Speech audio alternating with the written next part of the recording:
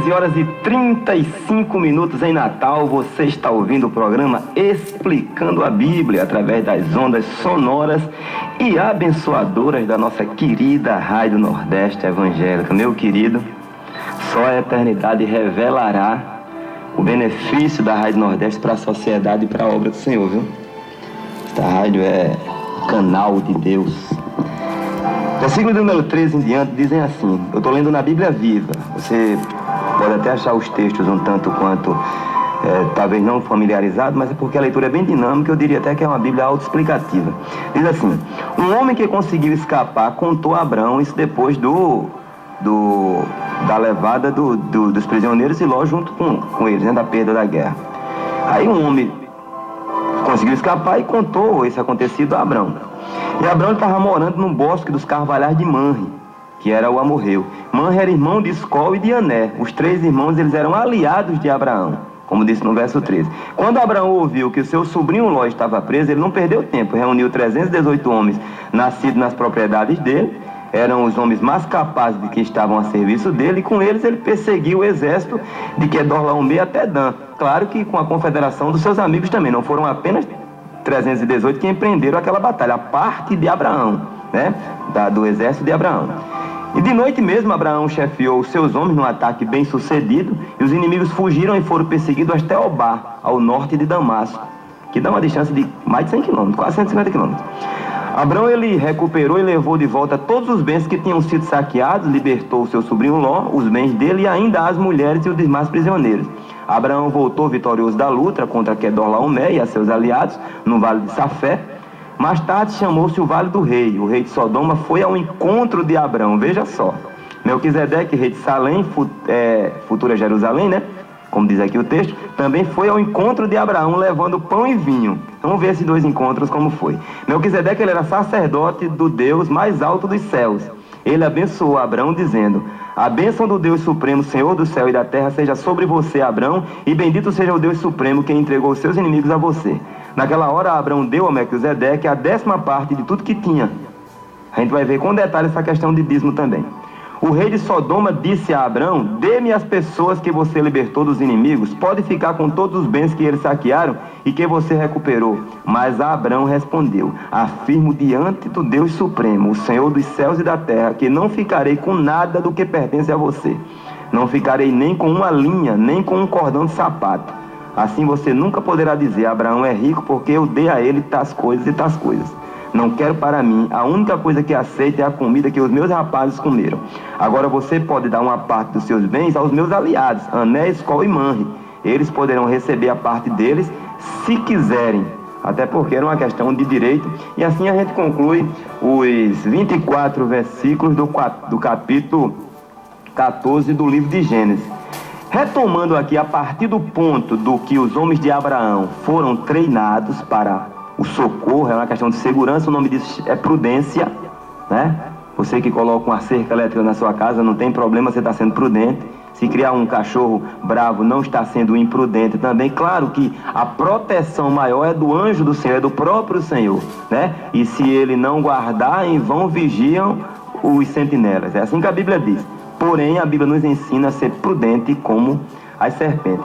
Esses líderes de Abraão, eles acreditavam nele. Abraão e seus aliados, eles viajaram quase 200 quilômetros para realizar esse ataque surpresa aos 4 reis e tiveram uma vitória absoluta, né? A gente vê que, pela personalidade de Abraão, inferimos o seguinte, ó. Abraão, ele seguiu instruções do Senhor, fazendo daquela investida uma vitória de fé. Não foi uma coisa apenas no poderio bélico e no contingente, não. Ele acreditou no Senhor, que primariamente o servo do Senhor deve crer nele. Não, eu vou para uma mesa de cirurgia, o médico é muito hábil, é professor da Universidade de Harvard. Não vai nisso não. Deus utiliza a mão daquele instrumento que vai me abrir. Ore assim e deixe que Deus é quem faz, né? Outra coisa é que eles eram em unidade, viviam unidos de fato, em um só propósito. E não eram 3 exércitos com 3 líderes, mais o de Abraão, não. Era um único exército e Abraão estava no comando. Uma outra lição que a gente pode tirar aqui. Seríamos infinitamente, irmãos, mais produtivos na obra, principalmente na obra da evangelização, se nós exercêssemos esta verdadeira unidade bíblica de forma mais patente, de forma mais firme. cada um se doando mais, né? Eu achei interessante ontem quando a irmã Elione Meireles, lá em Candelária, ela deixou o Salmo 133, nem leu. Deixa o Salmo 133 para a igreja. Não foi ninguém que jogou a conversa fora, não. É uma pessoa que vive, de fato, a questão da unidade, né? Em seguida, a gente vê que eles tinham esse único propósito e o objetivo não era a vingança nem o lucro pessoal, mas a vitória sobre o inimigo para que os prisioneiros pudessem ser soltos entre eles o amigo de Abraão, o filho de Abraão adotivo, que era a mesma coisa, né? A bondade de Deus, ela deveria até ter conduzido Ló ao arrependimento depois desse ocorrido, não é assim? Mas em vez de ele se arrepender, de procurar um outro meio de vida, um outro lugar, não, ele voltou para Sodoma e passou pela situação que a gente vai ver lá na frente, a questão da destruição, né? A gente vai vendo então, a partir do verso de número 17, de Abraão, o seu investimento na causa de Deus e a honra que ele devotou a Melquisedeque. Meu irmão, ele não tinha o livro de Hebreus, não, ele não tinha o Salmo 110 na mão, não, mas ele teve uma percepção, chama-se discernimento do Espírito que Deus dá. E ele teve esse discernimento acerca da pessoa de Melquisedeque. Quando Abraão voltou da batalha, 2 reis foram ao seu encontro. Bera, que era o rei de Sodoma, que significa queimando, e Melquisedeque, que era o rei de Salém, que significa paz. Bera ofereceu a Abraão todos os espólios em troca da libertação das pessoas. E Melquisedeque lhe deu pão e vinho. Ele queria que o pessoal voltasse para Sodoma. Possivelmente Abraão podia ficar com aquelas pessoas, não como escravizando-os.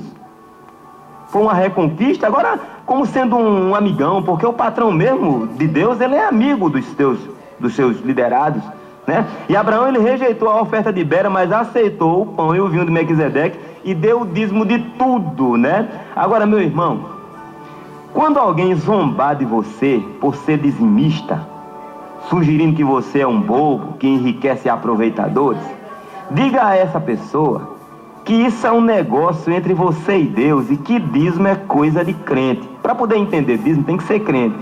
Só quem entende isso é quem tem comunhão com Deus. Diga assim, para não entrar em detalhes, para não estar teimando.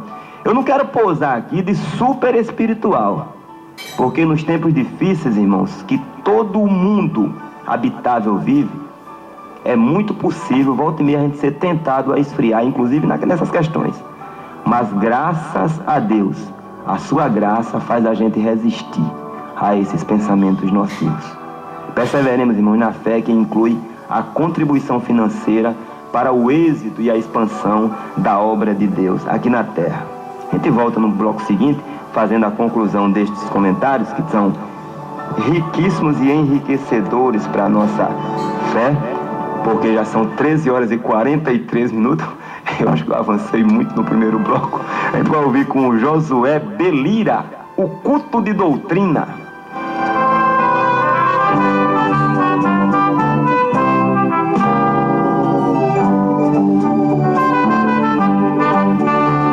Ao culto de doutrina eu vou, o culto de doutrina eu vou, meu amigo, vou com você, pois eu também quero a Bíblia conhecer.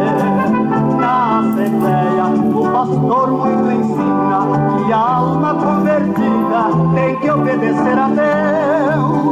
E é verdade, pois na Bíblia está escrito que o crente em Jesus Cristo é preciso ser fiel. Ao culto de doutrina eu vou, o culto de doutrina é bom, meu amigo, vou com você, pois eu também quero a Bíblia conhecer.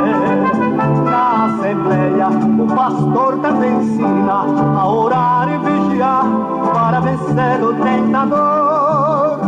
E é verdade, pois a Bíblia nos avisa que o crente ocioso pra Jesus não tem valor. Ao culto de doutrina eu vou, o culto de doutrina é bom, meu amigo, vou com você, pois eu também quero a Bíblia conhecer. Tem que deixar, meu irmão, toda vaidade e viver em santidade na presença do Senhor e fazer força força pra vencer todo pecado e ser bem-aventurado nesta vida de labor. Ao culto de doutrina eu vou, o culto de doutrina eu vou. Meu amigo, vou com você, pois eu também quero a Bíblia conhecer.